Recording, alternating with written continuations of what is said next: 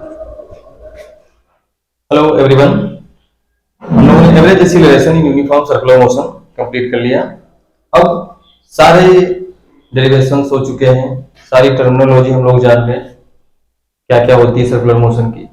उसको फिर से एक बार सारे फार्मूले रिकैप करके और उसको समझ लेते हैं क्या क्या किसमें होता था। फिर उसके बाद हम बारी बारी से कुछ न्यूमेरिकल पार्ट्स करते हैं।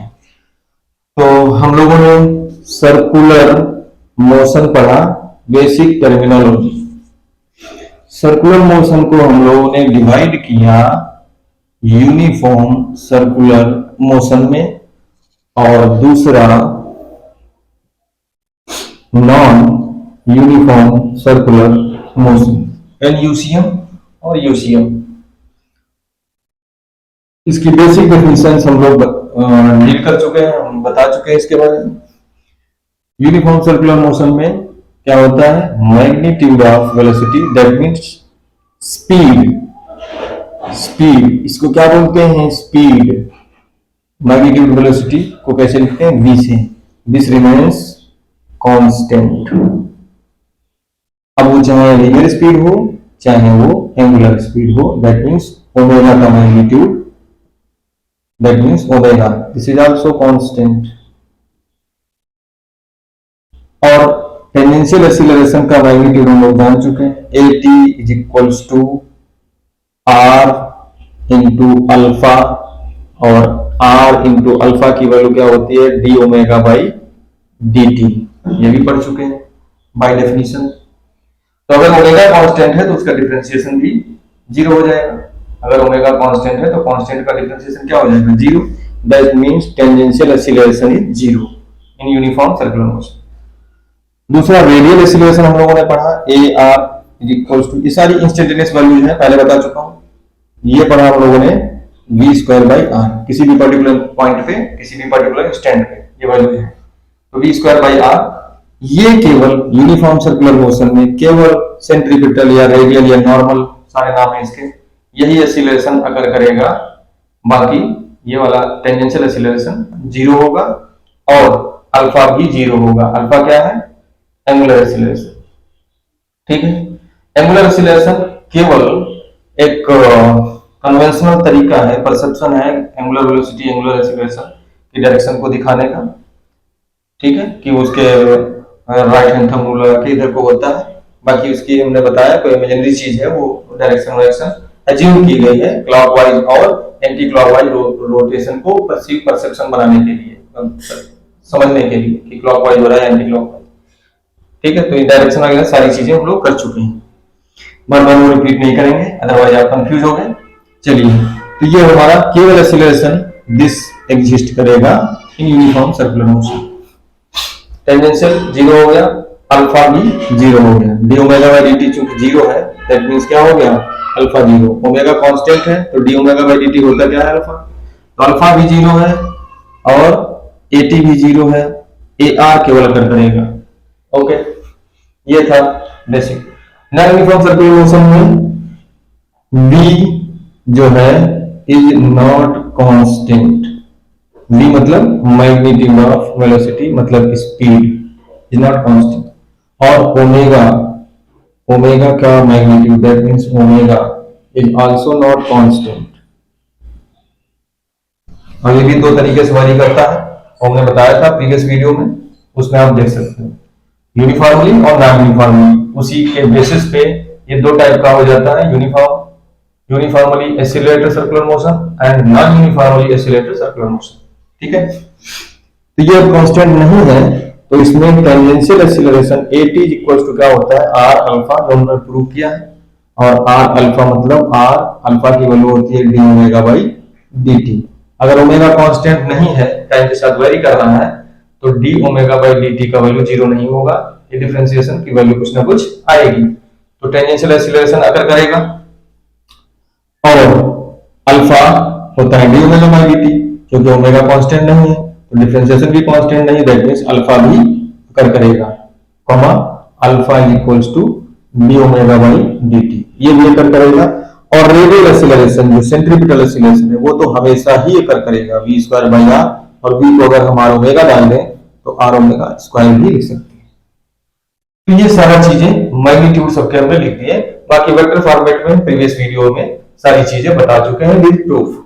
ओके, तो ये बेसिक फॉर्मूले याद रखने हैं। इसका मतलब है कि नॉन यूनिफॉर्म सर्कुलर मोशन को अगर हम देखें तो इस तरीके से अगर सर्कुलर पाथ पे कोई बॉडी मूव कर रही है विद सेंटर O, तो किसी पर्टिकुलर इंस्टेंट पे मान लेते हैं ये बॉडी यहाँ P पॉइंट पर है और इसकी टेंजेंशियल वेलोसिटी ये होगी और इस टेंजेंशियल डायरेक्शन में ही इसका टेंजेंशियल एक्सीलरेशन भी होगा AT, और एक इस डायरेक्शन में होगा AR रेडियस की डायरेक्शन में।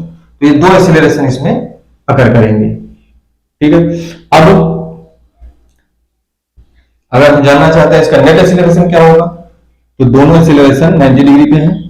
अब इनका एक रिजल्टेंट यहां से जाएगा इस तरीके से, तो हम क्या करेंगे पैरेललोग्राम फॉलो कर लेंगे। वेक्टर में हम लोग पढ़ चुके हैं ये चीज, और ये रिजल्टेंट एक्सीलरेशन होगा।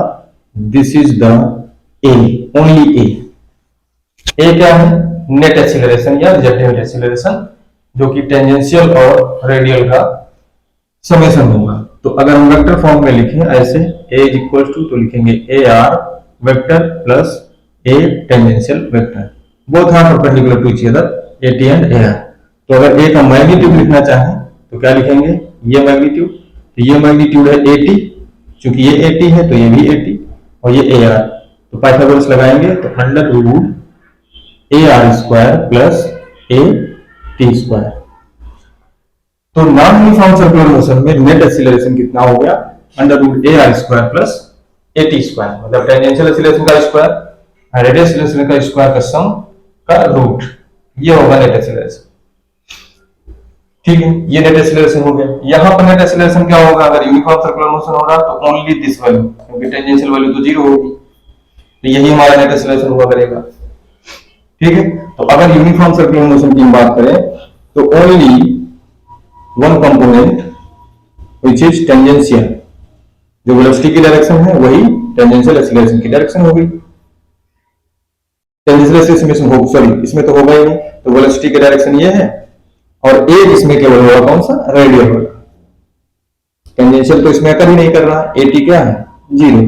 ओके, तो A रेडियल, तो इसमें अगर सिंपल से क्वेश्चंस जो छोटे छोटे पूछे जाते हैं आईटी वगैरह में, यूनिफॉर्म सर्कुलर मोशन में वेलोसिटी वेक्टर और एक्सीलरेशन वेक्टर के बीच में कितना एंगल है, 90 डिग्री, क्योंकि वेलोसिटी टेंजेंशियल रहेगी हमेशा और एक्सीलरेशन हमेशा सेंटर की तरफ रहेगा रेडियस की डायरेक्शन में, और रेडियस और टेंजेंट हमेशा 90 डिग्री की होती है।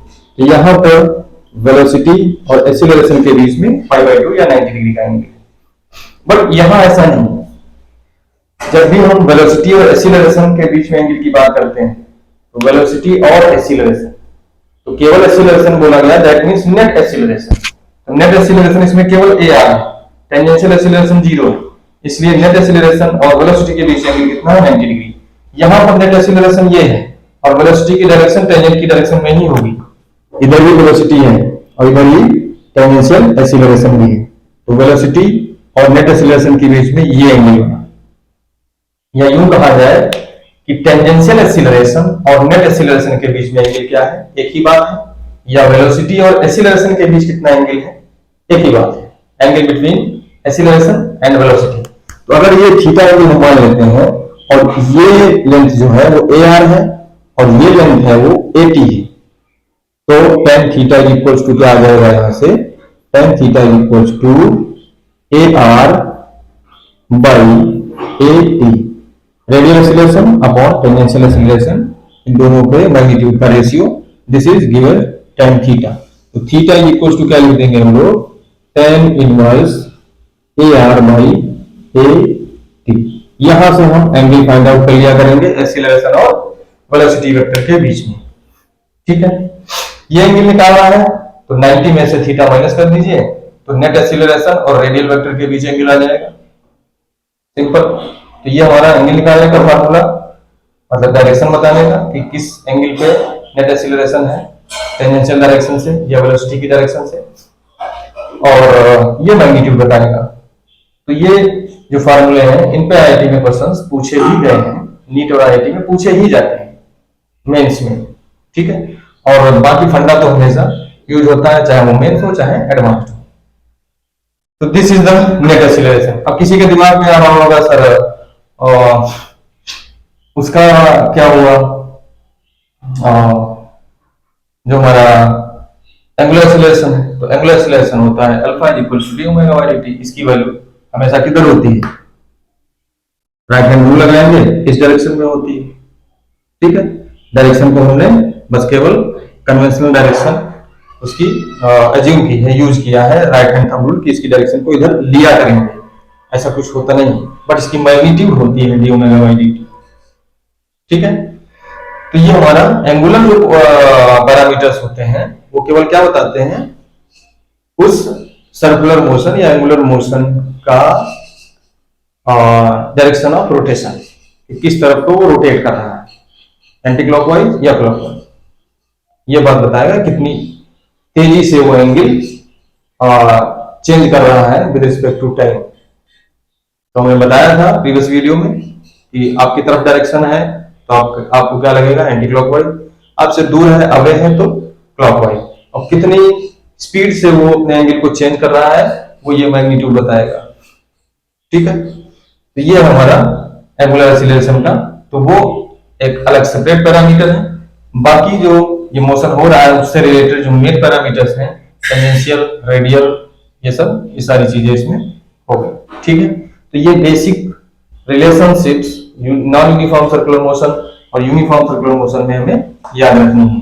बाकी angular parameters are all vector quantities, axial quantities, जिनकी डायरेक्शन हमेशा राइट हैंड थंब रूल से एक्सिस की डायरेक्शन में देते हैं, और उसका मैग्नीट्यूड क्या शो करता है, क्या टर्मिनोलॉजी है, सारी बातें प्रीवियस वीडियोज में हमने बहुत डिटेल में आपको एक्सप्लेन की हुई। इतने फार्मूलों के बाद, इतनी थ्योरी के बाद अब सर्कुलर मोशन में काफी सारी चीजें कंप्लीट हो चुकी हैं। अब इसी के वैरायटी ऑफ क्वेश्चंस कि कैसे हम करते हैं, कहाँ कहाँ हमें नॉन यूनिफॉर्म सर्कुलर मोशन देखने को मिलता है, कहाँ यूनिफॉर्म मिलता है, कैसे क्वेश्चन फ्रेम किए जाते हैं, वो सारी चीजें हम लोग करेंगे।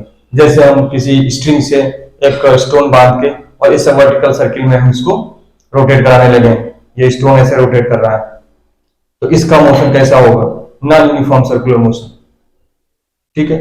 और अगर हम किसी ऐसी मशीनरी से कुछ ऐसा करा सके कि इसके स्पीड कांस्टेंट ही बनी रहे, बदले ही ना, तो क्वेश्चन बनाने को कैसे भी बनाया जा सकता है, बदले ही ना, तो यूनिफॉर्म सर्कुलर मोशन हो जाएगा। लेकिन जनरली अगर हम ऐसे रोटेट करा रहे हैं तो वो क्या माना जाएगा, नॉन यूनिफॉर्म सर्कुलर मोशन, ठीक है, क्योंकि उसमें टेंजेंशियल एक्सीलरेशन होगा ड्यू टू ग्रेविटी। वो क्वेश्चंस करेंगे तब समझ में आएगा। और किसी मशीन से अगर हम हॉरिजॉन्टल सर्किल में ऐसे किसी चीज को रोटेट करा रहे हैं विद कांस्टेंट स्पीड तो यूनिफॉर्म, और कांस्टेंट स्पीड नहीं है, स्पीड बढ़ रही है तो नॉन यूनिफॉर्म। वो क्वेश्चन के हिसाब से जैसा क्वेश्चन होगा, जैसा उसमें सारी चीजें दी हुई होंगी, उसके कन्वेंशन, उसकी उस क्वेश्चन की डेटा या उस क्वेश्चन की लैंग्वेज के अकॉर्डिंग क्वेश्चन हम लोग सॉल्व किया करेंगे। तो वो हमें न्यूमेरिकल में ही समझ में आएगा कि कैसे कैसे हम पूरा सर्कुलर मोशन का कॉन्सेप्ट अप्लाई करेंगे। ओके, अब अगली वीडियो में हम लोग कुछ न्यूमेरिकल्स देखते हैं। Thank you.